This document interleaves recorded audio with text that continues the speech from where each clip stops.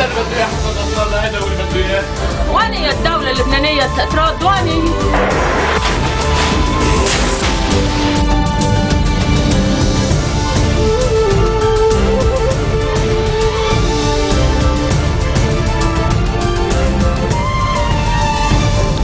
Bonjour à tous et merci de nous rejoindre sur Futur TV pour cette nouvelle édition de la rédaction. L'actualité locale au Liban, c'est la situation sécuritaire dans l'est du pays qui reste tendue et imprévisible en raison de violents affrontements entre les villages sunnites de Arsal et chiites de l'Aboué.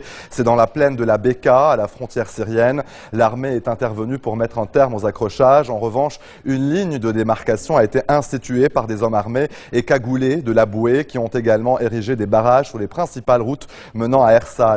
Les habitants de Arsal appellent la levée immédiate du blocus imposé à leur village. Faute de quoi, ils menacent de couper la route qui relie Baalbek à Hermel, mais aussi de riposter à tout tir visant leur localité. Les tensions entre les villages sunnites et chiites de la Beka se sont récemment accrues, notamment en raison de l'implication du Hezbollah dans le conflit syrien. Un calme précaire règne à Saïda et Abra, où de violents accrochages ont opposé mardi dernier des partisans du Hezbollah aux miliciens de Cheikh Ahmed El-Assir, l'imam de la mosquée Bilal Ben Rabah. La députée de Saïda, Baïa Hariri, s'est entretenue ce jeudi avec les autorités municipales. Elle a souligné l'importance de préserver la sécurité et la stabilité de la ville et ses environs et d'éviter d'ébranler la paix civile. De son côté, le chef de l'organisation populaire nassérienne, Oussama Saad, a dénoncé l'absence de réaction de l'État face aux violences. Il a aussi appelé le gouvernement à arrêter et punir ceux qui sont responsables de la mort de Mohamed Ibrahim Achisho, un civil qui a perdu la vie lors des accrochages. À l'origine des heurts, la présence d'armes dans des appartements à Saïda, occupés par des membres du Hezbollah. C'est en tout cas ce qu'affirme l'imam salafiste Ahmed El-Assir qui a menacé d'avoir recours à la force si ses appartements ne sont pas fermés d'ici à lundi. Avec nous en plateau, l'invité de ce journal, Georges Salouane, spécialiste de la politique libanaise. Bonsoir, Monsieur Salouane. Bonsoir, Monsieur Belouari. Alors, le Liban est en danger, c'est ce qu'estime en tout cas ce matin le ministre sortant de l'Intérieur, Marwan Charbel.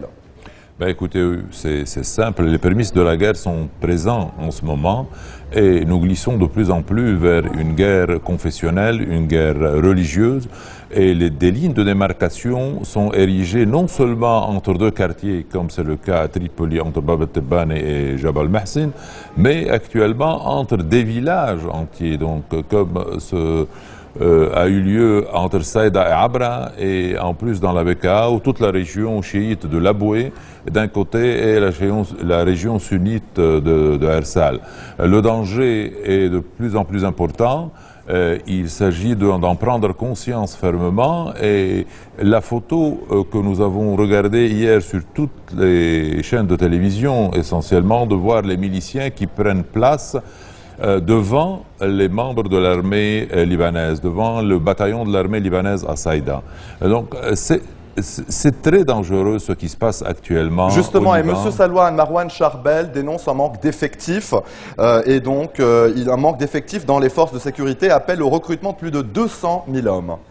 Ben, si vous voulez que l'armée prenne possession au niveau du pays, au niveau sécuritaire, je dis cela, et essaie de contrôler le pays au niveau de la sécurité, je ne pense pas que 50 ou 60 000 soldats peuvent tenir cette mission-là. Essentiellement que devant eux, nous avons des milices de plusieurs dizaines de milliers de personnes qui sont armées mieux que les armées européennes, même, si je puis dire. Nous avons une armée qui essaie de faire la police, le rôle de la police. Justement, M. Salouane, la situation au Liban, les répercussions de la crise en Syrie ont figuré aujourd'hui au menu de la réunion entre l'ambassadeur de France au Liban, Patrice Paoli, et l'ancien Premier ministre, ou le Premier ministre sortant, Najib Mikati, au Grand Sérail. Je propose d'écouter Patrice Paoli.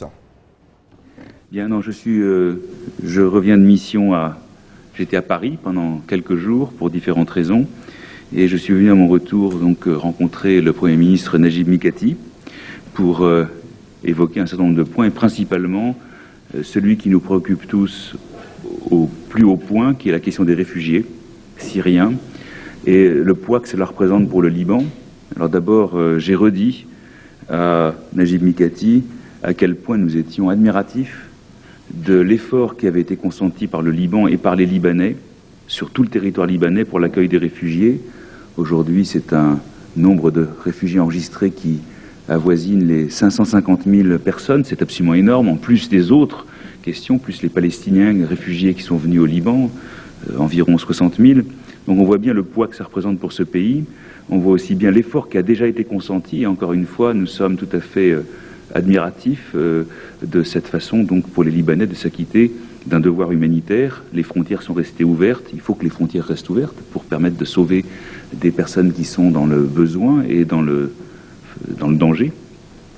Alors ça, cette question était au premier plan de nos priorités en tant que Français, en tant qu'Union européenne, et nous avons déjà débloqué au niveau européen une somme qui avoisine maintenant 1,2 milliard d'euros depuis le début, tout pays confondu, Syrie, Jordanie, Liban, etc. Donc on soutient très fortement les efforts qui sont faits, nous voulons continuer à le faire. Nous avons assisté, bien entendu, à la réunion qui a eu lieu il y a 2 jours ici au Sérail, sous la présidence de Najib Mikati, pour mobiliser, remobiliser encore. Donc nous sommes déjà mobilisés, nous le restons. L'Union européenne vient de consentir une aide additionnelle de 400 millions d'euros, donc qui nous porte à 1,2 milliard d'euros pour l'ensemble. Et pour le Liban en particulier, nous sommes tout à fait conscients du poids particulier qui pèse sur ce pays, et il faut trouver les bons moyens de faire les choses. Donc nous cherchons avec nos amis libanais, avec nos partenaires européens, les meilleurs moyens de faire plus, de faire mieux pour traiter cette question qui est au cœur de nos préoccupations et qui, à notre avis, n'est pas seulement une question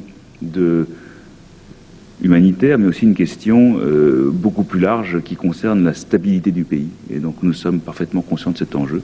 Donc voilà en faveur de quoi nous sommes mobilisés. Donc nous sommes aux côtés des Libanais et nous cherchons les moyens aujourd'hui de faire toujours mieux, à titre européen, à titre bilatéral franco-libanais. Donc c'est le message que je suis venu porter aujourd'hui. Alors, M. Salouane, peut-être une réaction aux propos de l'ambassadeur et aussi à la question des réfugiés syriens. Ben, écoutez, il est net que la mauvaise gestion, la mauvaise prise de conscience et la mauvaise gestion du dossier des réfugiés syriens essentiellement, qui dépasse les 500 000 réfugiés, parce qu'on a touché à, grosso modo le million de personnes, donc le quart de la population libanaise est formée de réfugiés syriens au Liban.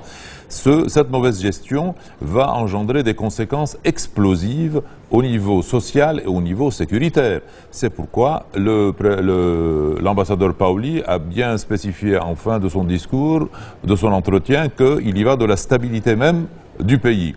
D'un autre côté, l'engagement de plus en plus du Hezbollah au niveau de l'embrasement de la guerre en Syrie, d'aller vers Alep, vers la bataille d'Alep ou encore plus loin, va nous faire glisser de plus en plus vers une guerre confessionnelle, une guerre religieuse. Justement, M. Salouane, aujourd'hui, le président Sleiman a appelé l'Hezbollah à se retirer de Syrie et notamment à ne pas s'engager dans la bataille d'Alep, et ce, après avoir envoyé un mémorandum à la Ligue arabe, aux Nations unies, contre les violations syriennes du territoire libanais. Ben oui, c'est très net. Et c'est le président Sleiman lui-même qui a été un grand défendeur du Hezbollah au Liban, de l'action de Hezbollah dans le sud du Liban, exige, et il a totalement raison, le retrait de toutes les forces de Hezbollah et du non-engagement de Hezbollah au niveau de la guerre qui embrase la Syrie en ce moment, parce que les conséquences nous feront glisser, et nous avons l'exemple actuellement aussi bien dans la Bekaa qu'à Saïda, qu'à Tripoli. Ceci va nous faire glisser vers une guerre confessionnelle sunnito-chiite. Et il faut, là, j'appelle à la société civile de se consolider, de se serrer les coudes pour une campagne essentiellement pour la paix civile, pour que la paix civile règne dans ce pays et que nous puissions vivre sous le plafond de la sécurité, sous le plafond de l'État, et à partir de là, la diversité peut jouer son rôle. Monsieur Salouane, une dernière question par rapport au Conseil constitutionnel qui devrait se réunir demain. À votre avis, êtes-vous optimiste? Y aura-t-il défaut de quorum ou pas? Ben je crois qu'il va y avoir des fautes de quorum parce que c'est fini depuis le début. Nous avons bien lu ce que le Conseil constitutionnel est devenu dans ce pays. Hélas, comme toutes les institutions étatiques du pays, nous n'avons plus de possibilités d'action au niveau de l'État. Au lieu d'avoir un conseil formé de sages qui garantissent la démocratie, qui garantissent la justice, qui garantissent le pays, l'État libanais en tant que tel, en tant que nation, eh bien, hélas, nous avons un conseil formé plutôt que de sages, que de grands juges, formé de personnalités. Vers une validation de la prorogation du mandat du Parlement. Ben écoutez, oui, si demain, comme je le prévois, tout le monde le prévoit, il n'y aura pas de réunion du Conseil constitutionnel, eh bien, il y aura prorogation du mandat des parlementaires. Et hélas, voilà les institutions libanaises qui sont totalement mises à l'écart. Il n'y a plus ni légalité ni légitimité de ce Parlement qui proroge son mandat en 10 minutes au lieu de s'être attelé pendant plusieurs mois à trouver une vraie loi électorale répondant aux espoirs des jeunes et des jeunes générations et de la population libanaise. Georges Salouane, spécialiste de la politique libanaise, merci d'avoir été l'invité de ce journal. Merci. Allez, restez des nôtres, on se retrouve après cette très très courte pause. A tout de suite.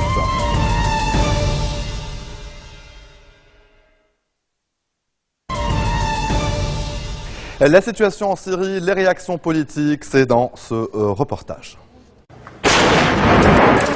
Les tirs sont assourdissants. De la capitale syrienne, il ne reste qu'un vaste champ de ruines.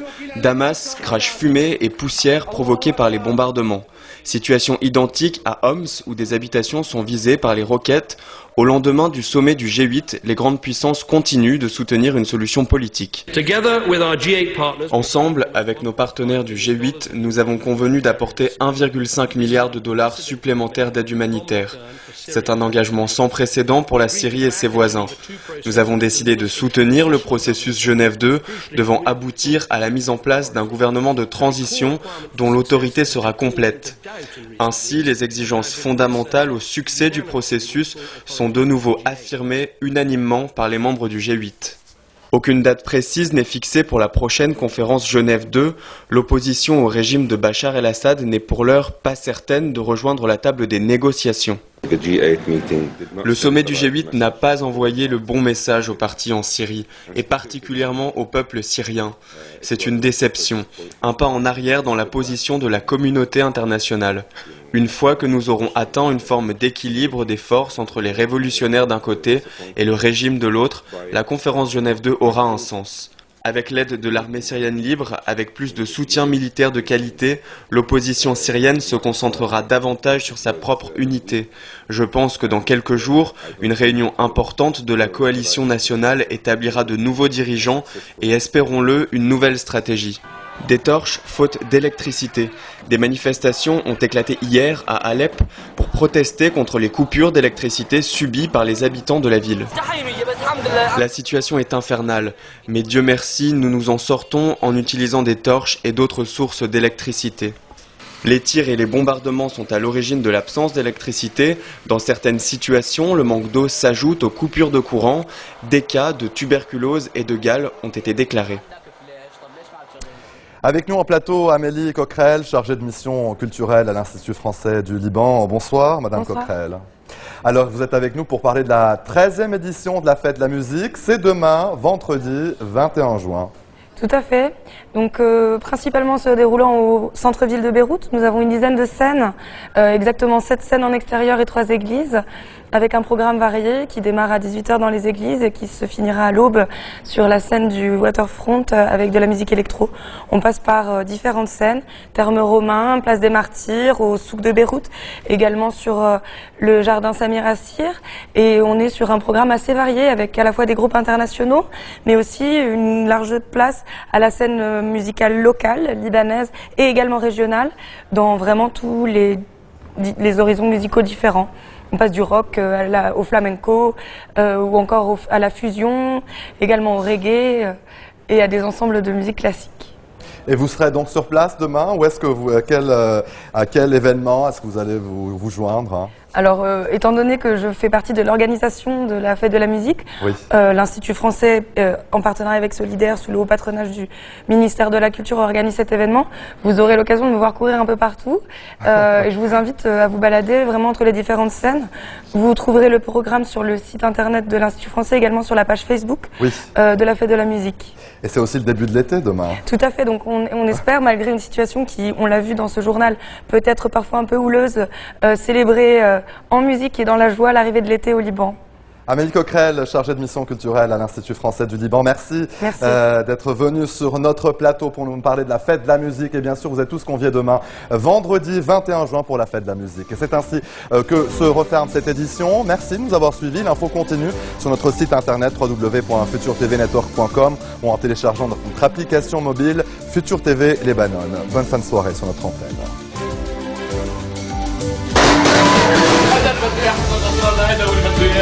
وين هي الدولة اللبنانية تردواني